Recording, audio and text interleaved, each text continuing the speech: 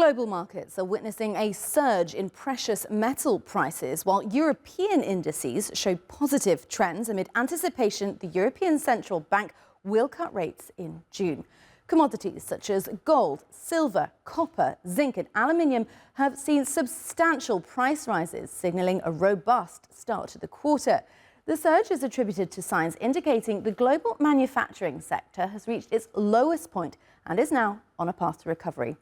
European stock indices have displayed significant gains since the beginning of March, with the Euro stocks rising by 2.3%, the DAX climbing by 3.2%, the FTSE gaining 3.4%, and the IBEX soaring by an impressive 8.4%. These positive trends suggest growing investor confidence and a favourable outlook for European equities in the near term. Meanwhile, market focus is on the European Central Bank and what it will decide on Thursday. There's widespread anticipation that it will cut interest rates in June. This expectation stems from ongoing global economic uncertainties. Investors are keen to see how the ECB will react to current economic conditions and whether it will take steps to stimulate growth in the Eurozone. Well, let's bring in Jamil Ahmad. He is the Chief Analyst at GTC Group and joins us live now from Dubai. Jamal, thanks for coming on the programme. How do fluctuations in metal prices impact global market dynamics, particularly in relation to economic growth and investor sentiment?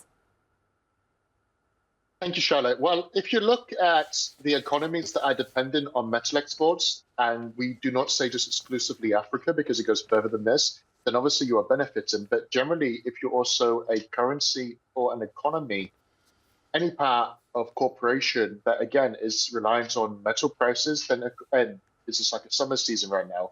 But we also have to look in towards what the wider market dynamics have been in 2024.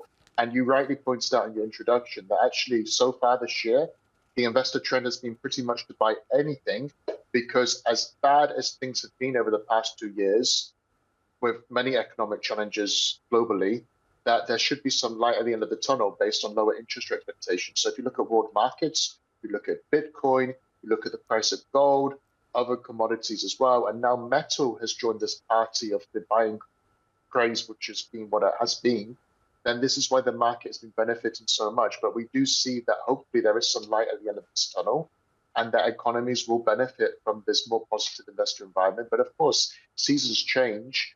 And there's also reason to say that actually investor sentiment has been priced in way too much, and that actually the economy still has a few more challenges, but hopefully things have been as bad as they could get for now. Okay, just by anything. Is that what's also explaining the positive trends that have been observed in European stock indices? And can you go into a bit more detail on how sustainable you think these trends are? Absolutely. European indices, European stock markets has been another thing that's been added into the basket of the shopping trolley. Essentially, what we also see here is that, yes, the economies in Europe have underwhelmed now for close to a decade. There's no changes there.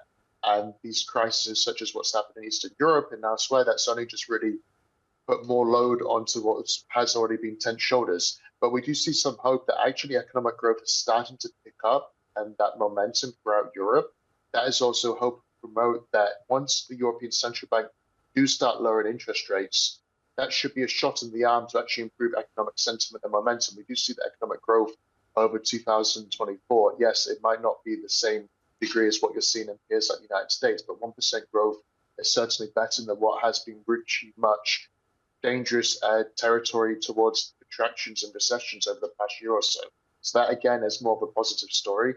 I would say that, yes, this sentiment can continue, but it does need the European Central Bank to pull the trigger on lower interest rates. And if you can look at the high interest rate policy in Europe right now, as long as inflation does still start coming towards that 2% target, there's scope for the European Central Bank to be far more aggressive than the Fed, the US peer, based on what has been weak economic sentiment. So if the European Central Bank do lower interest rates by 500 basis points, which would be 0.5% over the coming months, then that should also provide more of a room to boost the sentiment of European stock markets as well.